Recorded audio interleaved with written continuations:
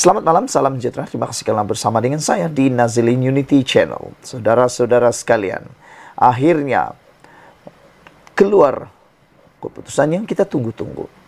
Mana-mana ahli parlimen BN, kalau beranilah, boleh cuba tiru macam Adun Rembia ini. Adun Rembia Melaka, Jailani Khamis yang dihadapkan ke Lembaga Disiplin UMNO kerana hadir ke Majlis Pengumuman Calon Perikatan Nasional bagi PRK Dun Simpang Jeram di Bakri, Johor pada 23 Ogos lalu, dilaporkan telah meminta dirinya dipecat daripada UMNO. Perkara itu dinyatakan dalam jawapan bertulis terhadap surat tunjuk sebab Lembaga Disiplin UMNO kepadanya, sambil mempertahankan dirinya tidak bersalah kerana kehadirannya ke program tersebut adalah atas tiket NGO Muafakat Nasional yang diterajui Anwar Musa. Jailani bagaimanapun tidak mahu tindakannya itu memberi malu kepada UMNO. Dengan rasa rendah diri, saya meminta Lembaga Disiplin UMNO mengambil keputusan di bawah perkara atau peruntukan 20.10 dalam kurungan D, iaitu dipecat daripada parti setelah disahkan oleh Majlis Kerja Tertinggi MKT dan bukan daripada mana-mana hukuman lain. Saya tidak mahu malukan UMNO. Saya minta permohonan saya diterima, katanya dalam surat jawapan tersebut. Sebagai ahli UMNO, lebih-lebih lagi berkedudukan wakil rakyat, mustahil Jailani tidak tahu kehadirannya ke program parti lawan adalah suatu kesalahan dari segi disiplin. Menggunakan alasan hadir atas tiket NGO Muafakat Nasional sama sekali tidak logik untuk menghalalkan kehadirannya kerana ia Majlis Pengumuman Calon Parti Lawan untuk PRK. Lainlah kalau beliau hadir majlis tahlil atau kenduri doa selamat mana-mana wakil rakyat Perikatan Nasional, barulah ia bukan satu kesalahan. Lebih-lebih lagi jika beliau hadir itu sebagai jemputan khas untuk membaca doa, misalnya, apapun, agaknya memang Jailani sudah tiada hati lagi dengan UMNO sejak kebelakangan ini dan memang mahu meninggalkan parti itu. Cuma, kalau beliau saja-saja keluar UMNO, kedudukannya sebagai Adun Rembia akan tergugur dan perlu diadakan pilihan raya semula. Tetapi apabila dipecat, kedudukan sebagai wakil rakyat tetap akan selamat. Maka, mungkin itulah sebabnya Jailani sendiri memohon agar UMNO memecatnya. Dengan langkah yang diambil Jailani itu, ia segera mengingatkan kepada ura-ura yang sejak sekian lama kedengaran kononnya ada 7 ahli Parlimen Barisan Nasional mahu meletakkan jawatan masing-masing bagi memaksa pilihan raya kecil diadakan. Seterusnya, selepas dipilih semula, mereka akan memberi sokongan kepada blok pembangkang Perikatan Nasional untuk menumbangkan kerajaan perpaduan pimpinan Anwar Ibrahim. Komplot itu bagaimanapun perlu sama ada mendapat sokongan daripada GPS, GRS dan parti-parti kecil yang lain. Sebelum ini, sebaik keputusan PRU 15 lalu diumumkan, 7 ahli Parlimen Barisan Nasional berkenan adalah antara yang menandatangani akhwan bersumpah menyokong Muhyiddin Yassin sebagai Perdana Menteri. Bagaimanapun di bawah Undang-Undang Anti Lompat Parti, akhwan bersumpah atau SD sudah tidak laku lagi kerana sebarang keputusan hendaklah diputuskan oleh parti bukan secara individu. Malah mereka juga tidak dibenarkan melompat parti kerana ia akan menyebabkan kedudukan sebagai ahli parlimen atau adun tergugur secara automatik. Hanya jika seseorang itu dipecat daripada parti, barulah kedudukannya sebagai wakil rakyat tidak terjejas. Mengambil kira apa yang dilakukan Jailani dan kiranya 7 ahli parlimen yang disebut-sebut itu masih mahu menjatuhkan kerajaan perpaduan, barangkali mereka boleh mendapat inspirasi daripada apa jawapan beliau kepada Lembaga Disiplin UMNO itu. Kalau berani, cuba-cubalah berbuat sesuatu yang melanggar disiplin agar diberi surat tunjuk sebab oleh Lembaga Disiplin UMNO Dan kemudian mintalah juga dipecat daripada UMNO. Apabila sudah dipecat, bebaslah untuk membawa haluan dan memberi sokongan kepada sesiapa sahaja yang dikehendaki. Hehehe. Itu pun kalau mereka beranilah. Cuma masalahnya satu saja. Akan tergantung tak bertalilah keadaan mereka. Jika UMNO tetap enggan memecat seperti yang diharap-harapkan itu. Jadi apa pendapat kamu semua para penonton sekalian? Adakah Zahid Hamidi akan memecat Adun Rembia ini? Atau beliau akan biarkan saja beliau tergantung tanpa tali, nak sokong manapun tak boleh, kerana kalau dia lompat parti, menyokong parti yang lain, beliau akan secara otomatik terlepas jawatan. Tapi kalau Zahid Hamidi dipecat, dia akan dapat kebebasan. Saya fikir Zahid Hamidi tidaklah semudah yang boleh disangka, boleh ditipu. Beliau tidak akan mudah terpedaya. Sekian dulu untuk kali ini. Jangan lupa tinggalkan komen Anda. Bye-bye. Selamat malam, salam sejahtera. Terima kasih kerana bersama dengan saya di Nazilin Unity Channel. Saudara-saudara sekalian, dulu PAS pun pertahankan kes Zahid Hamidi. Tapi sekarang selepas Zahid Hamidi dibebaskan daripada pertuduhan di mahkamah, akhirnya lain pula yang disebar naratifnya oleh PAS. Apa pendapat anda tentang isu dan tajuk kali ini?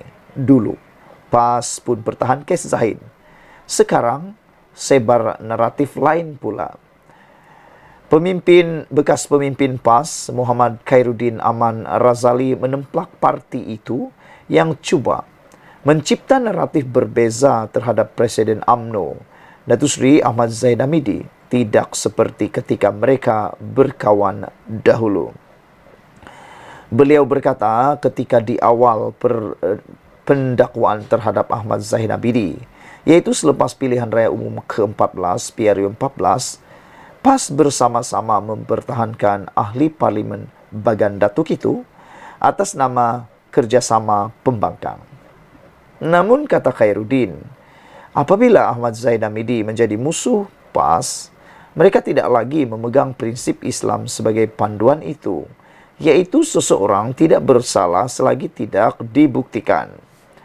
Semua tahu bahawa Zahid Hamidi ditekan oleh Tun Mahathir untuk membubarkan UMNO pasca PRU 14.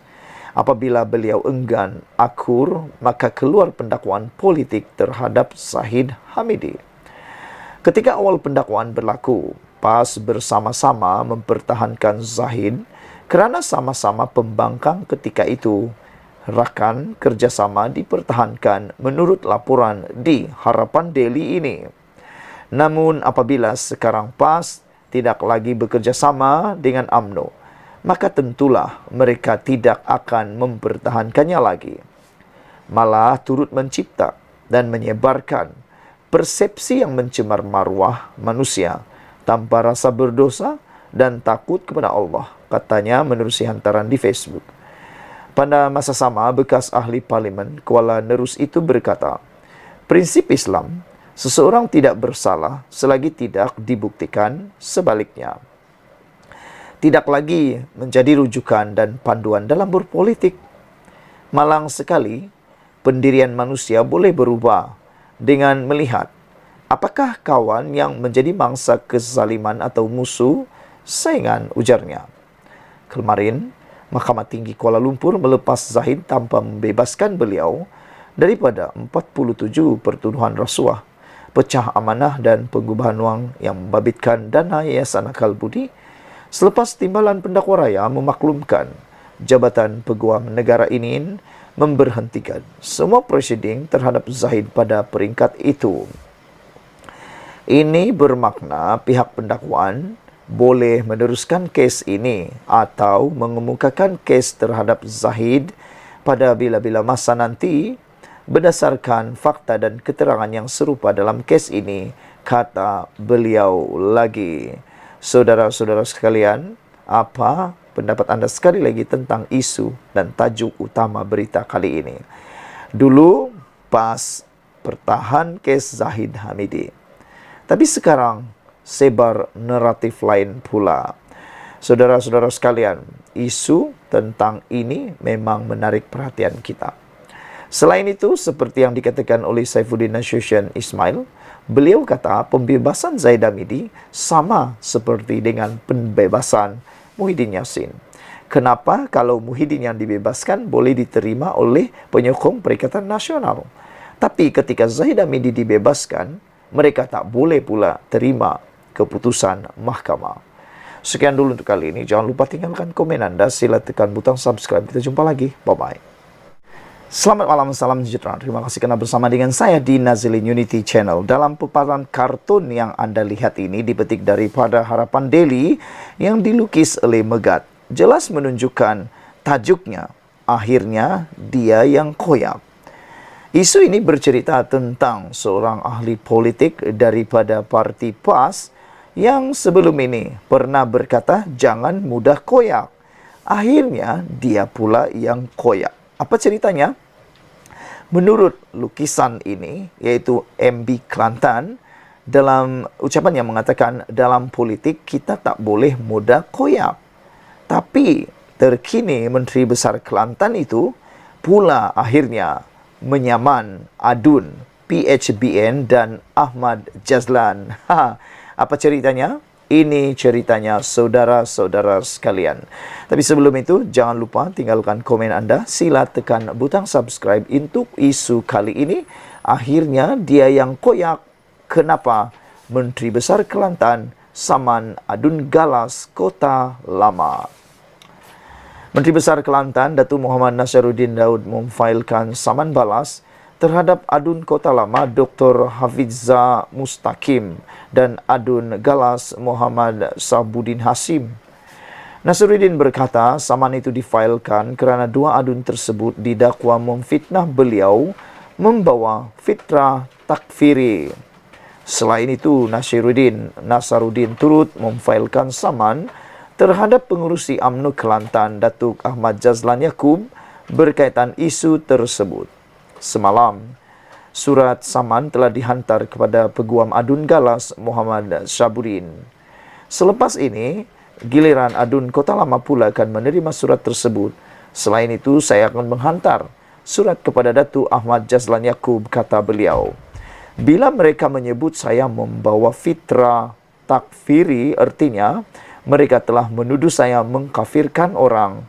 Saya saman mereka, katanya dalam sidang media selepas majlis mengangkat sumpah Adun Kelantan di Kota Darul Naim hari ini. Adun Meranti itu memberitahu beliau tidak menyebut perkataan yang dimaksudkan oleh ketiga-tiga pemimpin tersebut. Katanya sejak memberi kuliah agama sama ada di masjid atau pondok bermula usia 21 tahun sehingga 8 tahun, beliau tidak pernah sekalipun mengkafirkan sesiapa. Kerana saya tahu akibat mengkafirkan orang, kalau orang itu tidak kafir, kafir itu kembali kepada orang yang menuduh, katanya.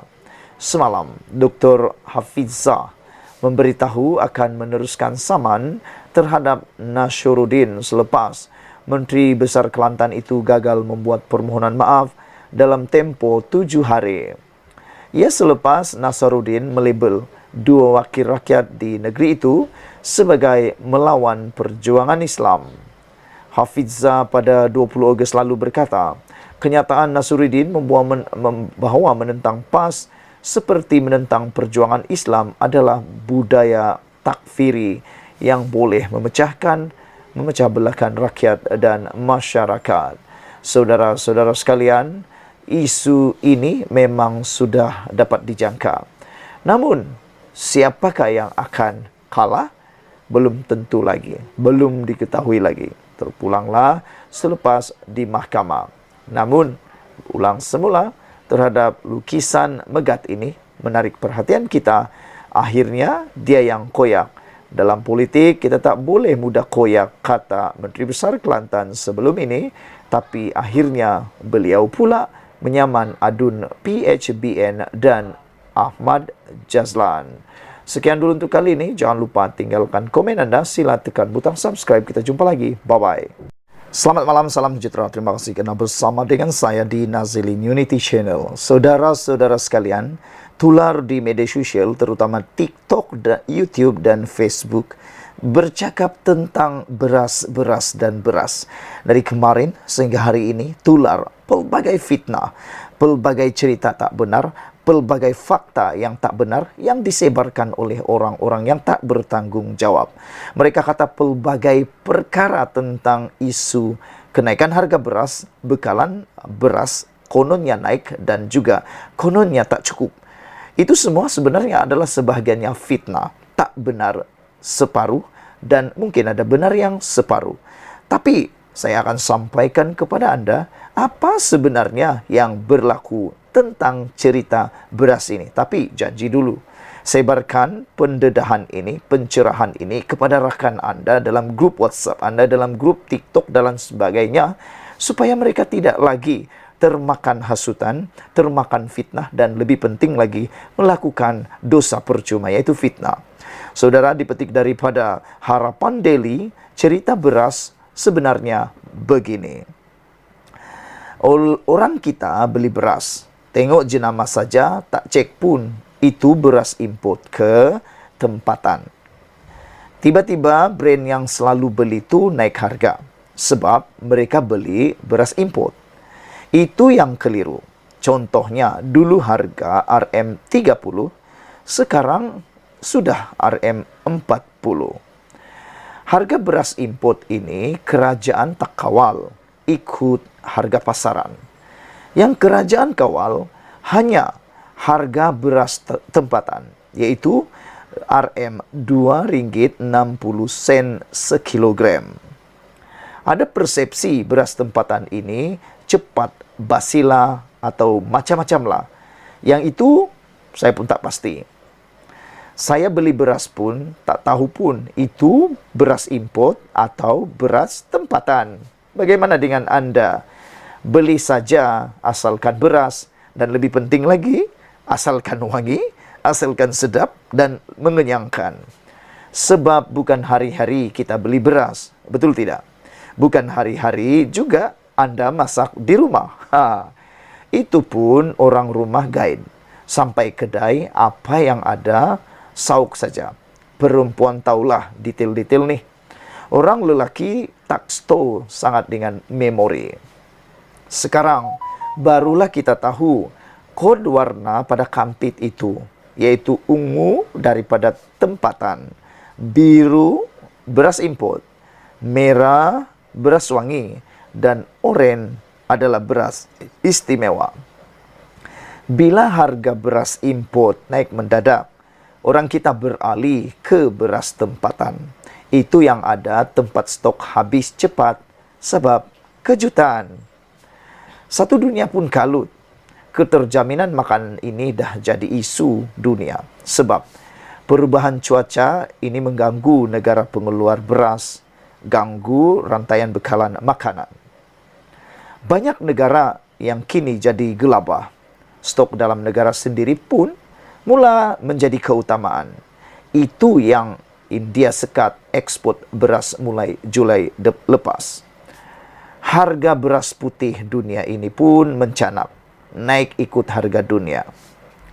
Anda bayangkanlah dalam tempoh setahun ini saja, harga import Thailand naik 400 US dollar ke 650 US dollar, 22 hingga 23 Ogos itu dah 62%. Bernas yang tukang import ini mana boleh nak tahan. Kalau harga lama kekal, sebulan rugi RM80 juta. Sudah 6 tahun bertahan harga lama. Bernas kena terus survive sebab mereka satu-satunya entiti yang jaga stok penimbal beras negara supaya sentiasa cukup. Sekarang, usaha kerajaan minta pengilang beras tempatan bagi 20% padi mereka kepada Bernas. Sebelum ini, mereka jual terus. Bila jurang harga besar 26 dan 40 itu ada yang buat silap mata. Masa ni kerajaan buat penguasaan gelap. Jangan ada yang tukar kampit beras tempatan jadi import. Jangan ada yang sorok beras tempatan sebab jangka kerajaan akan naikkan harga, rapatkan jurang harga itu. Jangan ada yang seludup keluar beras tempatan sebab kita paling murah, RM Rp2.60 berbanding negara lain. Sekilogram beras di Thailand ialah RM Rp3.40, Filipina Rp3.70, Vietnam Rp3.50, Indonesia Rp3.90, Laos Rp5.50, Kamboja Rp4.50, Brunei Rp6 dan Singapura Rp4.50. Harap kerajaan perpaduan kuat untuk memastikan stok beras kita ini tidak terganggu. Faktor dunia ini di luar kawalan kita. Masa ini jugalah teringatkan Allahyarham Salahuddin Ayub, Menteri Perdagangan Dalam Negeri dan Kos Sara Hidup KPDN. Bekalan beras diberitakan akan pulih dalam tempo sebulan. Itu janji dan itu jaminan yang dikeluarkan oleh Datuk Seri Muhammad Sabu, Menteri Pertanian Keterjaminan Makanan. Pengeluaran beras putih tempatan di seluruh negara diyakini dapat dipulihkan dalam tempo sebulan menerusi program khas beras putih tempatan, kata Mat Sabu lagi. Beliau berkata, menerusi program itu, kementerian telah mengambil beberapa langkah intervensi termasuk meminta pengilang meningkatkan 20% bekalan beras putih tempatan di pasaran bagi penyelesaian jangka pendek. Menurutnya, beberapa sesi libat urus dengan pemegang taruh dalam industri padi dan beras negara juga akan diadakan 7 September ini bagi membincangkan mengenai kaedah dan mekanisme untuk memulihkan pengeluaran beras. Menerusi sesi libat urus itu, KPKM akan menerangkan kaedah dan mekanisme berkaitan bekalan beras tempatan negara meliputi penyelesaian bagi jangka masa sederhana dan panjang, lapor bernama. Beliau berkata, inisiatif yang dilaksanakan kementerian sebelum ini seperti projek Smart Sawah berskala besar, Smart SBB Mini Skinchan, dijangka akan dapat membantu memulihkan pengeluaran beras tempatan. Muhammad Sabu berkata, ini adalah kerana projek Smart SBB tersebut mampu mengeluarkan hasil yang memberangsangkan, iaitu sebanyak 11 metrik tan padi beras bagi 1 hektar sawah. Pada masa ini jelasnya, bekalan beras putih tempatan mencukupi dengan kawalan harga kekal RM Rp2.60 sekilogram sejak 2008. Sekian dulu untuk kali ini. Jangan lupa tinggalkan komen Anda. Sila tekan butang subscribe. Kita jumpa lagi. Bye-bye.